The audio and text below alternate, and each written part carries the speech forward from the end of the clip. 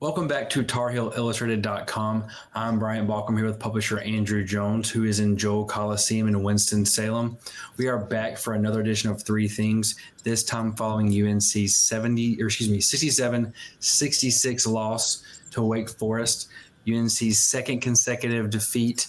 They're four straight in Winston-Salem. The Tar Heels now sit at 12-8 overall, 5-3 in the ACC. And AJ, it looked like a good start for UNC, a 16-7 run to begin the game, a personal run for Elliot Cadeau, who really kind of willed UNC at the end of the game. A 9-point lead, and to me, it felt like the game on Saturday against Stanford. UNC was up 24-17. They had that chance to, of course, not put the game away, but to do some things to make its opponent, kind of get out of its comfort zone and extend that lead to double digits and really do what they have been doing. Yeah. Against SMU, against Cal, and they just couldn't do it up 16-7 with a chance to put it in double figures. Yeah, a couple times in some recent 5 keys, I've had one of my little headers be when the door opens. And what it means is when the door opens, you got to go through. Because if you miss opportunities going through the door, you lose basketball games. And Carolina, the door was wide open in the first half. Elliot has that 10-point stretch on his part. He was playing with some fire. They couldn't guard his drive during that stretch. And the Heels had him at 16-7. Wake did not look smooth offensively. Hildreth was missing. Salas was missing. And when those two are missing, Wake's not going to win games unless they end up getting going like they did. But it was an opportunity for North Carolina to pounce on an opponent early, an opponent that it can very easily lose to, get a nice cushion, and then have some room to work with, because the Tar Heels have that propensity for going into long periods where they don't play well offensively.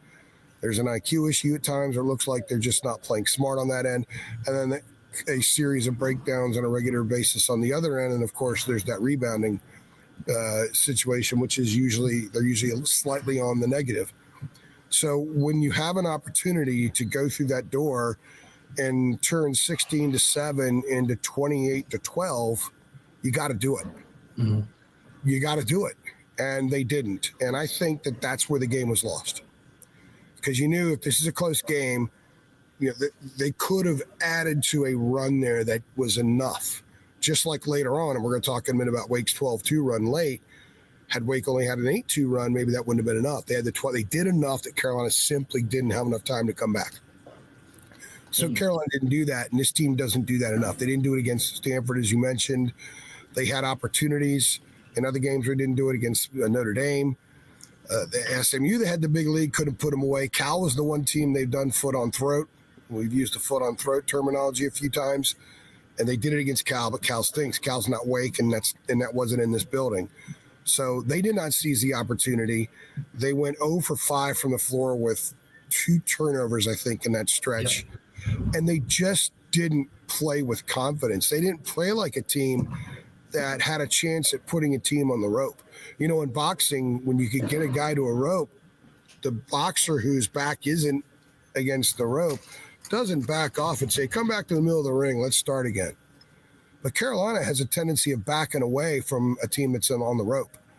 Mm-hmm. And I don't know why they do that. They don't know why they do it, because I asked those questions tonight. And the answers, I didn't walk away saying, okay, well, now we know.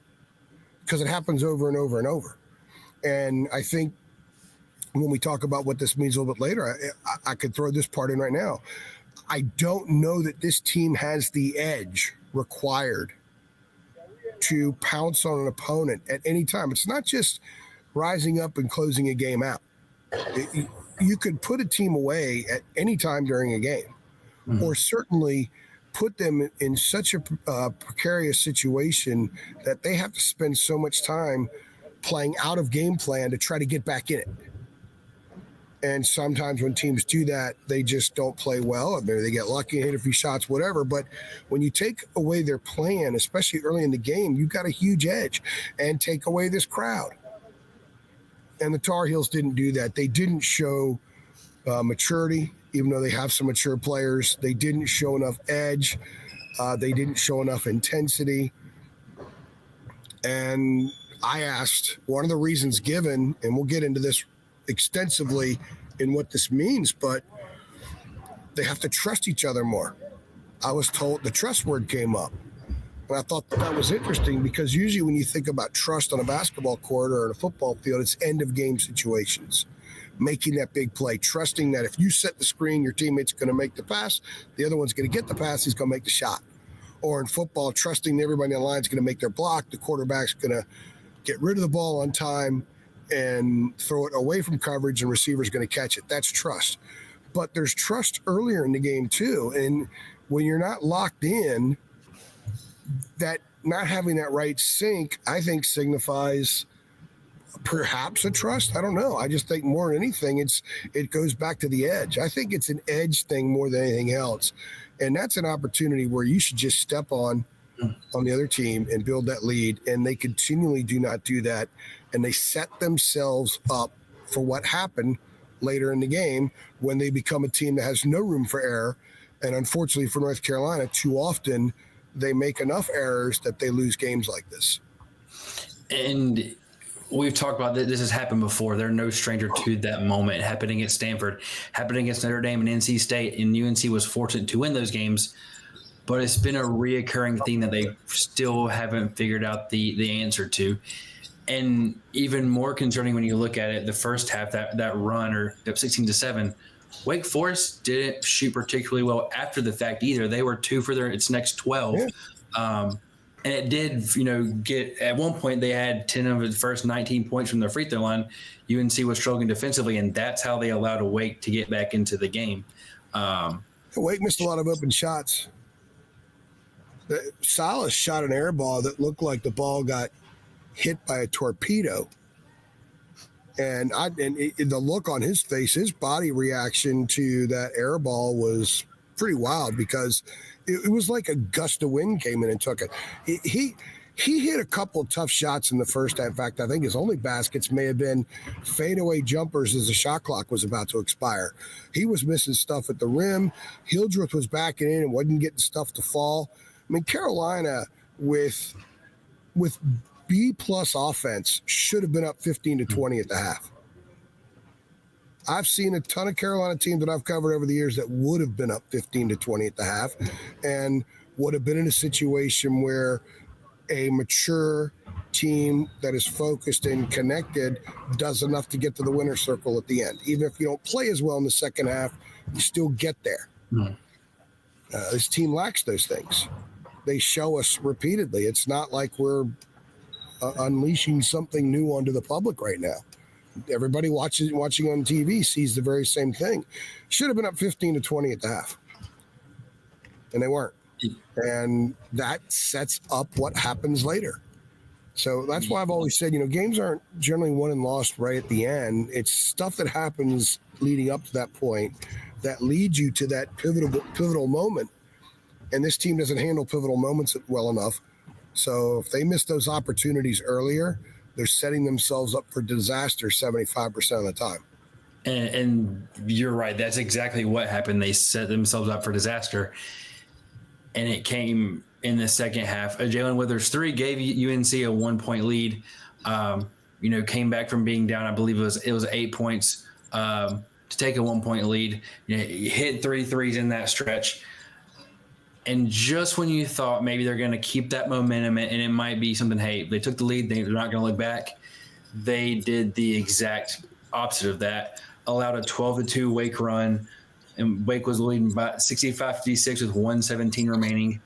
And in that stretch, after Withers 3, UNC, it seemed to kind of rely too much on the 3 in that stretch. 3 of its next 4 shots were from three-point range, and they missed all 3, and it was just a collapse that happened so quickly, and they went from being up 1 to down 9. It was just a rough stretch, and like you said, it started with how they couldn't extend that lead in the first half, and it was just microcosm of that in the last couple of minutes. Yeah, Jay Witt's 3 was with 5:21 left. They go up 54-53, and I'm thinking, okay, Wake just doesn't have that right edge tonight either. I mean, let's face it. This was not a great basketball game. This was not a, hey, boy, remember the 80s kind of game. This reminded us of the 90s when Childress and Duncan and Ricky Peral were out here, and Carolina was rolling in with Rasheed and Stackhouse and Calabria and those guys. It wasn't that kind of basketball at all. So it won't be on ESPN Classic, that's for sure. No, and it turned into a game where, okay, who's going to win it or who's going to lose it? Mm-hmm. You weren't sure how that was going to play out. And Withers hit that three, and my first thought was, man, that's the biggest three he's hit since Kansas. Mm-hmm. And it was from almost the exact same spot he hit a three late against Kansas. I think put them ahead against Kansas, if I'm not mistaken. And you get a three from Withers in that situation, man, that's bank. You got to put it in your back pocket, and you got to secure it and make it count. And they didn't do that. 12-2 run, and it was the exact same stuff that we've seen before. And they lost by a point, but it wasn't a 1-point game. Mm-hmm. It was 9 with 1:17 left. They got a three from Jay Wash. They drew up from an inbound. They got three from RJ at the buzzer. And quite frankly, Wake Forest really screwed themselves trying to go for an alley-oop and transition that they botched. Had they just pulled it back, this probably would have ended an 8-point game or something. So the 12-2 run, I mean, how many times have we talked about that? I've talked about it with you, Chelsea, Jacob. Carolina fans know about it. I've written about it. It's one of those, go back to the last time this happened, copy and paste, and just add a game to it, because they've not closed. I'm going to repeat again, and I know people have heard this 1,000 times, but journalistically, we have to do this.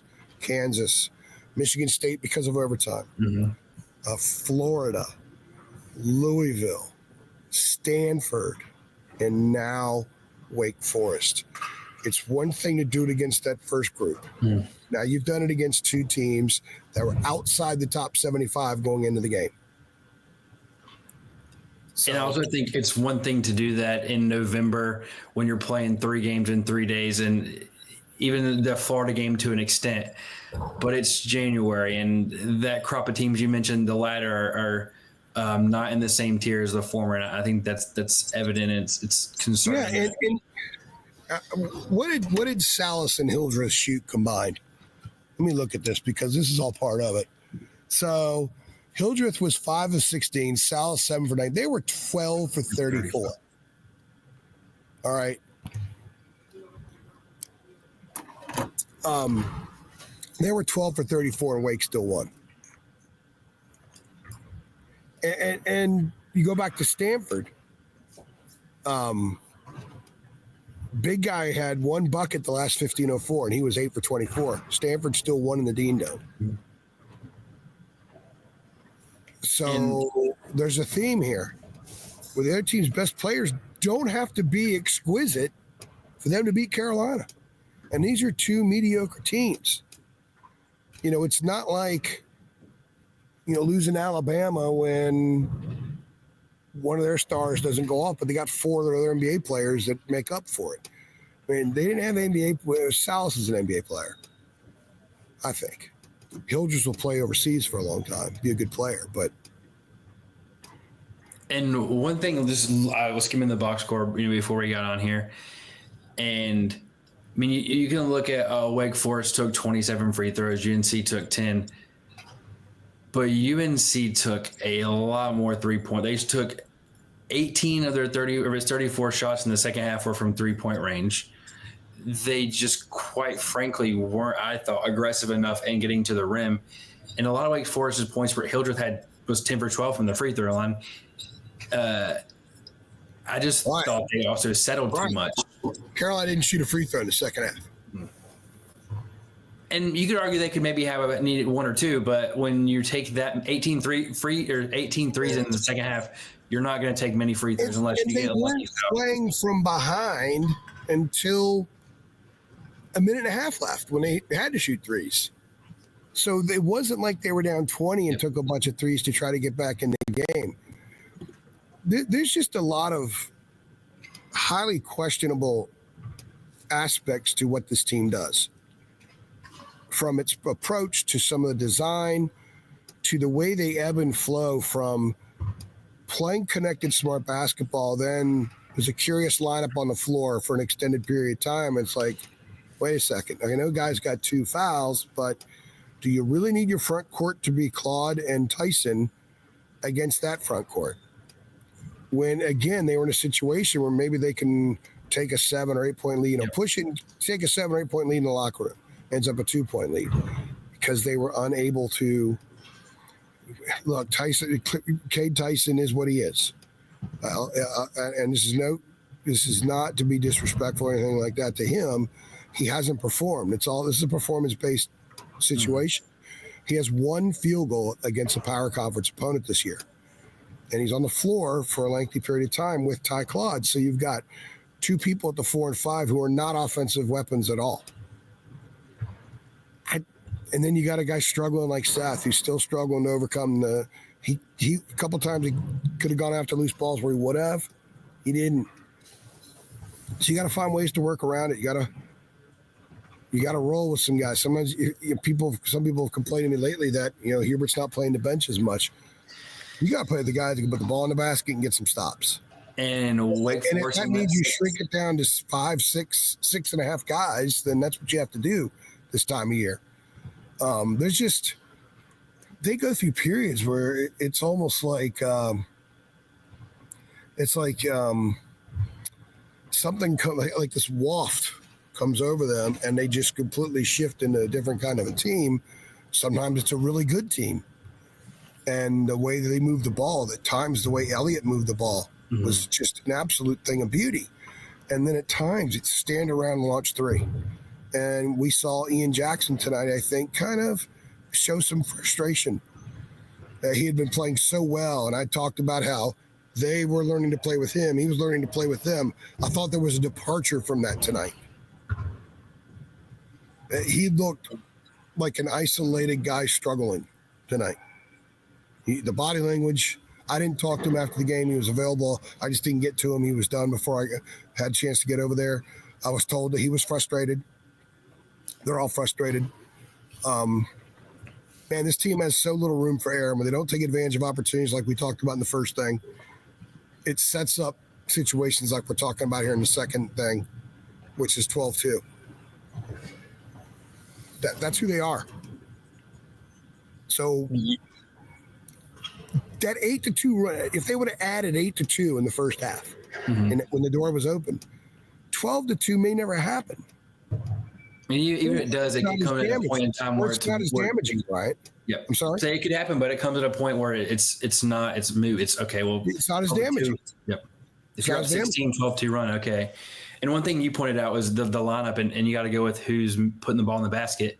Wake Forest didn't make a single substitution in the second half tonight, and really, I didn't see this after the game, and Steve Ford was saying that. They asked me if they were tired, if they were good. They said they were good, and they thought that was their best chance to win. And it's just like sometimes like that's how it is. Wake Forest, those were the guys that stepped up when they needed to. Was Hildreth, Salas, Epton Reed. They had a couple other guys make some big time baskets, but he needed to get his guys going, and he got them going. So they're not going to get going coming out, and that's why I think sometimes. When people criticize not playing enough dudes, I think with the way, like with Ian, I would just keep him in there. He's one of those guys that 1-3 goes down, and that could set him off. I mean, he had that dunk in traffic tonight. He's going to do that. And that was, by the way, the bucket they finally scored after that period where they didn't score after going up 16-7. And he's sitting there screaming at the other guy, and Hildreth just races up the court.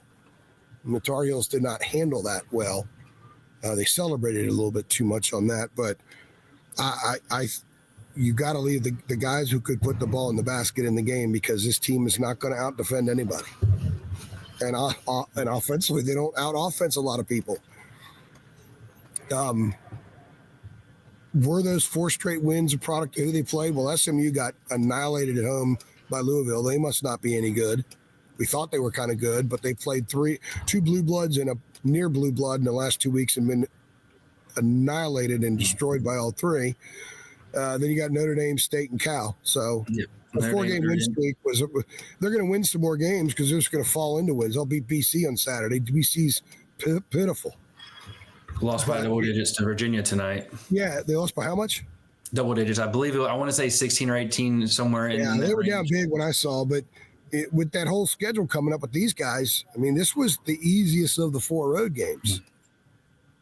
So, and then you anyway. see Pitt and Duke looming at the end of the schedule too. It's now they're sitting at 12-8, 5-3 in ACC play. And I was sitting there on Saturday after the loss to Stanford, and we were talking after the game too. It was UNC's first, really, I don't want to say bad loss, and they lost by 20 points, but bad loss in the sense of it wasn't a quad 1 loss. It wasn't a loss to a top 10 team, which those can be overcome and things of that nature. And I was like, this seems like somewhat of the low point of the season. And then you have a game like tonight where, like we mentioned and we've said for the past 20 minutes, they had chances to extendedly, they had chances to do things that may not put the game away, but make it a little bit harder on Wake Forest. And then you mentioned post-game, they just acknowledged it was a low point of the season, and the locker room was in a mood you hadn't really seen yet this season. Yeah, what this means is it was a low point. So is that someone shooting the ball? No, I didn't see. It was a low point. They were down. There were some emotions after the game. Don't want to expand on that. Hubert in post game, watch it if you haven't. He was down. This was, boy, they come here and have a lot of these moments, don't they? We were standing outside the locker room saying, boy, we're timing how long it takes Hubert to come out of the locker room, talking to the kids. We've done it before. They've lost 4 in a row here, and they just do not play well here. Part of it's Wake, part of it's Carolina hasn't been Carolina that much for a while. This was a low point. Drake acknowledged it was. Elliott agreed that it was. I didn't ask RJ, but apparently he told somebody else it was. They're 12-8. They got to work their way out of it. They got to figure it out. Drake said they got to trust each other more. I asked Elliott about those comments. He agreed. And they said that one way they can trust each other more and be more connected is to spend more time with each other off the court. I mean, it's January 21st, and they're talking about spending time off the court with each other to get more connected. That's not the greatest sign in the world, Bryant. I've been doing this a long time, and when teams are talking about that in late January, it generally means that they're not going anywhere because that's already established. You don't need to do that. It's not the time of year where you try gadgets. It's the 3-7 football team opening the game with the flea flicker just to shake things up. I mean, there's no going to the movie and having pizza afterwards for this group that's going to change things right now. Their issues are on the basketball court. Their issues are in part roster composition. Their issues are in part some of the designed intent for what they do. Their issues are they lack leadership. I thought RJ was coming along, but coming along in January, that should have been there before. They just don't have those personalities. I don't think that they play enough with the kind of edge they need to. When they rely on shooting a lot and they stop driving in the second half and they shoot, well, you got to make some shots. Yep. You got to have the toughness to make them, but you got to make them, and you can shoot yourself out of a situation when you don't go through the door when it opens, when you give up 12-2 runs and otherwise late in games, when you're in position to win, and it continually happens. I would say that that's who you are. And what this means is this is a 12-8 basketball team that's 5-3. It's 2 straight losses now to teams outside the top 75 of the net, although I suspect that by the time I get home from Winston-Salem and the net's updated, this will be a quad 1 loss because Wake was 77 coming in. I actually had saw one Wake reporter after the game that they dropped from 77 to 79, shockingly. After winning this game. Yes, correct. That means some teams that they lost to must have suffered really bad losses tonight or something. But it's also a product of the ACC. And there you go. Yep. We can end this on that. You beat North Carolina and you drop in the net. That's a drop the mic moment. That's where North Carolina is. Wake Forest beats them and they drop in the net. And that's a simple way to explain where things stand. I mean, with UNC, the ACC. Yeah, that's it. I mean, I don't really have. What else can I say? Yeah. I had no idea that's the case. That's wild. This club has a long way to go, and they've got some very, very challenging games coming up that they have not shown that they're capable of playing enough of 40 minutes to win those games.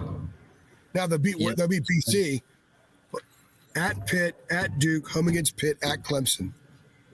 It's plain and simple. They haven't shown they're capable of playing 40 minutes in those games, but we'll see. Yeah, Boston College. Yeah, look, and let me just close by this. I know what people are saying out there. I was on the Giulio and Ovius show Wednesday morning, and they hit on a little bit of that about the obvious conversation that is a byproduct of what's going on. And I'm not going to ignore that conversation is going on. In my position, it's not my job right now to go there with that, but I understand that it's out there. And I do believe that this team needs to start playing better. And I will say this, and I've said it many times recently, and it started at the end of the Roy era, but since 2019, there's only been one basketball season in which North Carolina was a lock for the NCAA tournament going into February, mid-February. And that was last year. That's it. The rest of the time, not a lock at all. And they're not now. And right now, if the tournament came out, they wouldn't even be a topic of conversation on Selection Sunday. I don't care what they'll fall out of all of them now. Yep. Because a lot of them said, hey, they just lost those games to really good teams. Now it's 2 in a row to teams who would not make the tournament today if the field was announced. One of those being at home. Yeah. No, I hate to sound so negative to people, but I don't think this is new to anybody. I think the most positive Carolina fans are thinking this and feel this, understand what we're saying. So Hubert Davis needs to win some basketball games. This team needs to win some basketball games. And RJ Davis legacy needs to win basketball games. This is not a good situation to be in. And right now, they're about to go through the toughest part of the conference schedule. Yep, and it's safe to say that, I mean, not to be dramatic, but that could decide the fate of its season in the next 2 weeks, depending on how they handle these games. Which could decide the fate of a lot of things. And I understand that. I'm not going to go there because I think there's still plenty of basketball to be played. 12 games. Next game? There's 13 because of the ACC tournament. And no jokes about them not qualifying for the ACC tournament. People got to stop that. But, hey, you mentioned there is plenty of basketball left. At least we do got to close this. This has been 30 minutes, and I think these people want to break down this table now. So this has been you and I are doing long ones now because you always have something to say. And, of course, that triggers a 9-minute speech by me. Well, I give an inaugural acceptance speech every time I comment. Well, we can just do the conversation off camera on Saturday since I'll be there in person. Did you get my play on the week on where we are? Inauguration yesterday. I thought that was clever to throw that in there. It was, although I did not watch it. Well, not a matter of watching it. It's just that it happened. That's all. Yes. I mean, if it's Christmas, I would have made a Christmas thing. If it's 4th of July, I'd do something like that. I don't know. What time is it? 1:20 in the morning. 1:16. My phone is slow. It says 1:16. Mine says 1:20, so does my laptop, so I'm going to go with that. But he's AJ. Right. I'm Brian. We'll see you next time. All right. See you guys.